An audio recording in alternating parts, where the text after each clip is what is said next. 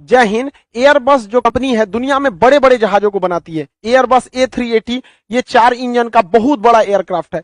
इस कंपनी ने भारत के टाटा के साथ समझौता किया है अपने एक मल्टी रोल जहाज के लिए, जिसका नाम है एयरबस C295। एयरबस C295 ये मिडिल क्लास का एक टर्बो प्रेप इंजन है। ये इंजन वाला एयरक्राफ्ट है। ये कई काम आएगा। इसको एक एक करके हम समझते हैं ये किस काम में आ सकता है। ये छोटे साइज का होता है। 71 सैनिकों को ये अपने साथ लेकर जा सकता है और ये कहीं पे भी उन्हें ड्रॉप कर सकता है, क्योंकि उसके पीछे रैंप लगा हुआ है। ये रैंप की सबसे बड़ी खासियत होती है कि अगर इसे जल्दी में जाना है, इसके ऊपर अटैक का डर है, तो ये रैंप गिरा के चलते रहता है और फौजी इसमें से कूदते रहते हैं, कूद जाते हैं सब, और ये बिना रुके फिर टेक ऑफ करके भाग जाता है। ये रैंप का काफी फायदा होता है क्योंकि उतरने के लिए काफी जगह होता है। अगर सीढ़ी लगा के उतारिएगा जैसे आम आदमी उतरता है तो फौजी नहीं उतर पाएंगे।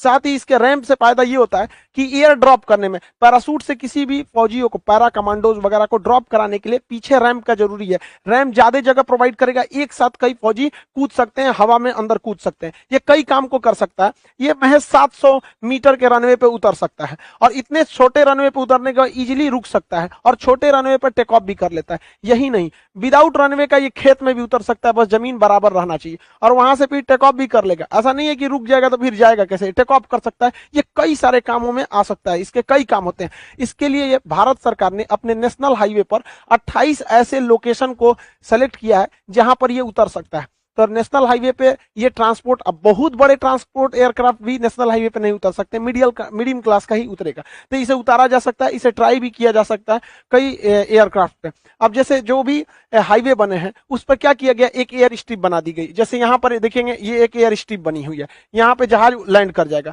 लेकिन ट्रैफिक को रोकने की कोई जरूरत नहीं पड़ेगी। यहाँ पे क्या होगा, एक बाईपास साइड से सड़क दिया जाएगा, यहाँ से ट्रैफिक को इस साइड से निकाल दिया जाएगा, यहाँ की ट्रैफिक को इस साइड से निकाल दिया जाएगा, और ये जो बीच का एरिया है ये रिजर्व कर दिया जाएगा इमरजेंसी की स्थिति में किसी भी एयरक्राफ्ट की लैंडिंग के लिए। तो यहाँ ब्लॉक कर दिया जाएगा, इस एरिया में कोई नहीं आए और यहाँ ब्लॉक कर दिया जाएगा। ये हो गया हमारा चलता फिरता एक तो एयरपोर्ट हो गया, रेडी है एयरपोर्ट, और उस दौरान ट्रैफिक को इस रास्ते से हम लोग को क्या करना है, मूव कराना है, और इधर की ट्रैफिक को इस रास्ते से हम लोग को मूव कराना है। एयरबस C295 जो एयरक्राफ्ट है, ये एयरक्राफ्ट बहुत ही लो स्पीड से उड़ता है। धीमे स्पीड से उड़ने के कारण इसमें से पैरा ड्रॉप कराना काफी इजी होता है। बहुत तेज जहाज उड़ेगी, पैरा ड्रॉप कराएंगे तो लोकेशन अलग हो जाएगी, जहां ड्रॉप कराना चाहिए वहां नहीं ड्रॉप कर पाएगा। दूसरा, ये बहुत ही कम हाइट पर उड़ता है। कम हाइट पर उड़ने से तो एक और फायदा होता है, ड्रॉप कराने में इजी होता है। अगर पैरा ड्रॉपर बहुत ज्यादा हाइट से कूदेंगे तो फिर उनको गलत जगह ड्रॉप करने की संभावना ज्यादा बढ़ जाती है। कम ऊंचाई से कूदेंगे तो एक्यूरेट जगह कूदने की संभावना बढ़ जाती है। साथ ही कम हाइट पे होने की वजह से दुश्मन के जो रडार हैं वो उन दुश्मनों के रडारों से भी यह बच सकता है, दुश्मन के रडार नहीं पकड़ पाएंगे। इसमें टर्बो जेट इंजन, जो इतने बड़े बड़े इंजन होते हैं कमर्शियल एयरक्राफ्ट में, वो ना लगाकर इसमें फैन लगाया गया है, टर्बो प्रॉप बोलते हैं, इसका पंखी बाहर दिखता है, टर्बो प्रॉप। टर्बो प्रॉप जो होते हैं, ये जो इंजन होते हैं, ये थोड़ा सा नॉइज ज्यादा करते हैं। ये बहुत ज्यादा हाइट पर नहीं उड़ सकते हैं, बहुत ज्यादा इनको लो हाइट पर रखना होता है। जितने हाइट पे ये जाएगा उतने हाइट पे ये नहीं जा सकता है। इनकी स्पीड बहुत ही धीमी, बहुत ज्यादा धीमी नहीं, इसके कंपेरेटिव में 20% इसकी स्पीड धीमी होती है, जिस वजह से बहुत लंबी दूरी से अगर इससे जाइएगा तो टाइम ज्यादा ले लेगा और थकान ज्यादा होगा। इसमें फ्यूल इसके तुलना में कम खर्च होता है। ये बहुत कम दूरी पर लैंड कर सकता है और टेक ऑफ कर सकता है, जबकि इसके लिए लैंडिंग के लिए ज्यादा जगह चाहिए, टेक ऑफ के लिए। ये इसका मेंटेनेंस भी सस्ता होता है और इसकी कॉस्टिंग भी सस्ती होती है। तो जो हम लोग खरीद रहे हैं एयरबस 3295, वो एयरबस 3295 ये टर्बो प्रॉप इंजन वाला है। बाहर उसके पंखी निकले रहते हैं। ये अपने साथ 6 से 8 टन के लोड के सामान को लेकर आराम से उड़ सकता है। 1500 किलोमीटर से लेकर 4500 किलोमीटर तक, यानी भारत को आर पार कर जाएगा, एक बार रिफ्यूल हो जाएगा। बीच में इसके फ्यूल खत्म भी हो जाते हैं तो ये मिड एयर रिफ्यूलिंग कर लेता है, हवा से ही। दूसरे जहाज में टैंकर जो जहाज होते हैं, ये टैंकर जो होता है ये क्या करता है, इसे मिड एयर रिफ्यूलिंग कर देता है, फिर से रिफ्यूलिंग हो गया, फिर से वहां से ये उड़ जाएगा 4000 किलोमीटर तक। तो इसके रेंज को मिड एयर रिफ्यूलिंग द्वारा इजीली बढ़ाया जा सकता है। साथ ही इसे कई रोल में लिया जा सकता है। इसके ऊपर हम लोग, जहाज यही रहेगा, एयरबस C295 ही रहेगा, C295 ये जहाज ही रहेगा। इसके ऊपर एक रडार लगा देंगे 360 डिग्री वाला, इसे हम लोग कहते हैं एवॉक्स। एवॉक्स का फुल फॉर्म होता है airborne warning and control system.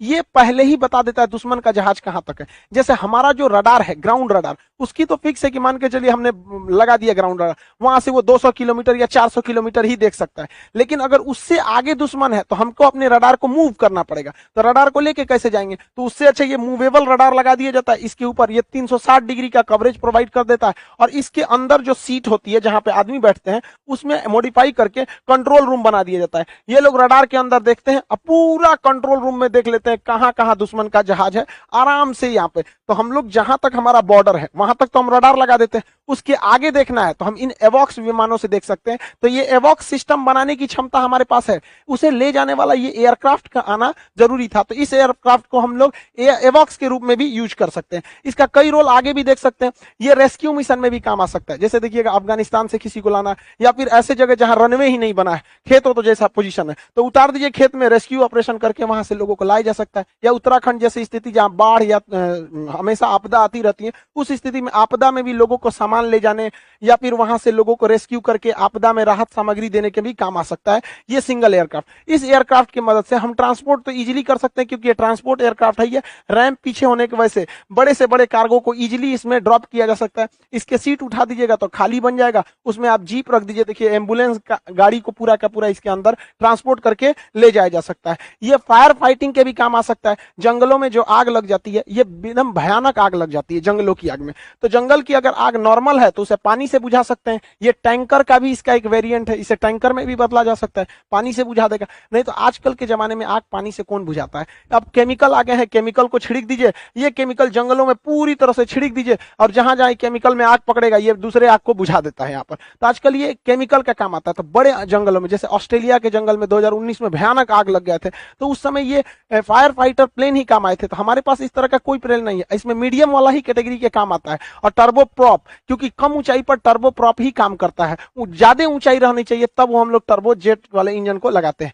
ये खुद इसको हम मॉडिफाई करके जहां पानी भरे थे फायर फाइटिंग के लिए, अगर वहां हम फ्यूल भर देते हैं तो ये हवा में दूसरे जहाजों को ईंधन दे सकता है। मिड एयर रिफ्यूलिंग के लिए टैंकर का काम कर सकता है। ये हेलीकॉप्टर भी इससे आके अपनी फ्यूल भर सकते हैं। जो दुश्मन फाइटर एयरक्राफ्ट है, लड़ाई कर रहे हैं, वापस लड़ के बेस पर आएंगे फ्यूल भरने के लिए, तो फिर जाएंगे तो पायलट भी थक जाएगा। उससे अच्छा तुम लड़ते रहो, फ्यूल खत्म हो गया, आओ हम तुमको भर देते हैं। तो पीछे से ये फाइटर को भी भर सकता है, एक साथ दो दो को भर देता है। और अपनी कैटेगरी का, जैसे देखिए ये खुद ही C295 है अपनी कैटेगरी का, और खुदे ले रहा है फ्यूल किससे, C295 से, अपने से। तो ये अपने पटीदार को भी क्या कर देता है, दे देता है कि ले भैया, क्योंकि ये जो है टैंकर है, इसमें सीट उट नहीं है, फ्यूल वाला है, और ये है ये किसी भी काम में ले आ सकता है। तो आप देखिए मल्टीपर्पज के काम में आया जा सकता है।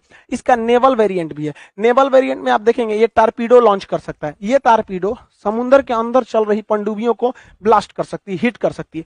साथ ही कोई शिप अगर ऊपर में है तो ये मिसाइल को भी अपने डायनेव से, विंग से मिसाइल को भी मार के किसी शिप को भी गिरा सकता है। कोस्ट गार्ड के पास भी इसका डिमांड ज्यादा है। कोस्ट गार्ड भी कह रही है हमें भी ये वाला एयरबस C295 चाहिए, क्योंकि इसके मदद से ये सर्विलांस कर सकते हैं। दुश्मन का कोई जहाज वगैरह तो नहीं है, कोई पानी वाली बोट नहीं है। आप याद कीजिए कि दुश्मन का जो अजमल कसाब था, इसे छोटी से बोट से इंडिया में एंट्री कर गया था। तो हम लोग के पास उस समय उतना बड़ा विमान नहीं था, इसे छोटा सा डॉर्नियर विमान, ये ज्यादा दूर तक नहीं जा सकता। तो इसको रिप्लेस कर देगा हमारा एयरबस C295। और इससे हम लोग ये भी देख लेंगे कोई जहाज अगर आपदा में फंसा हुआ है तो वहां तुरंत पहुंच जाएगा। तो ऊपर से कम ये बता तो देगा पिन पॉइंट लोकेशन की कहां जहाज डूब रहा है, ताकि वहां रेस्क्यू मिशन को आसानी से किया जा सके। ये ट्रांसपोर्ट एयरक्राफ्ट होने के साथ साथ ये अटैक में भी काम कर सकता है।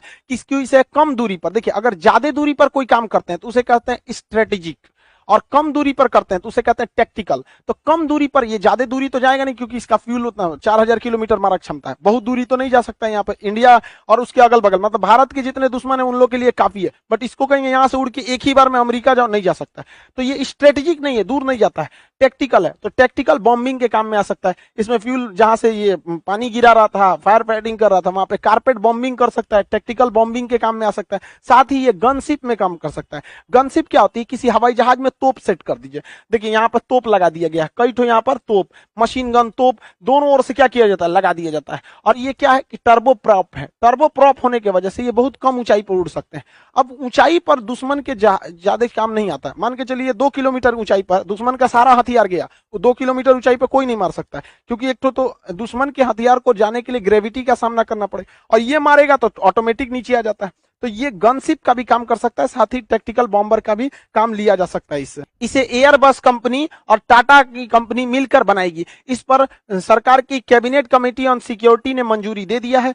56 एयरक्राफ्ट जो है ये खरीदे जाएंगे। एयरबस नाम होगा उसका, एयरबस C295। ये एयरक्राफ्ट 56 की संख्या में खरीदे जाएंगे, लेकिन इस 56 में से 16 एयरक्राफ्ट एयरबस का जो स्पेन में फैक्ट्री है, तो स्पेन के फैक्ट्री में 4 सालों में डायरेक्ट वहां रेडी आएंगे और वहीं से उड़ कर आएंगे, जैसे राफेल आ रहा है। लेकिन बाकी बचे 40 जो है वो इंडिया में टाटा कंपनी बनाएगी। अब इसके लिए टाटा कंपनी जो है वो समझौता किया एयरबस से, इसमें टाटा का शेयर ज्यादा रहेगा, एयरबस का कम रहेगा। इससे भारत में इसके कारखाने लगेंगे। जब भारत में कारखाने लगेंगे तो यहाँ के इंजीनियरों को भी जहाज की टेक्नोलॉजी पता चलेगी, यहाँ के अलग अलग सप्लायर को यह पता चलेगा कि जहाज बनाने में बहुत सारी चीजों को लगता है।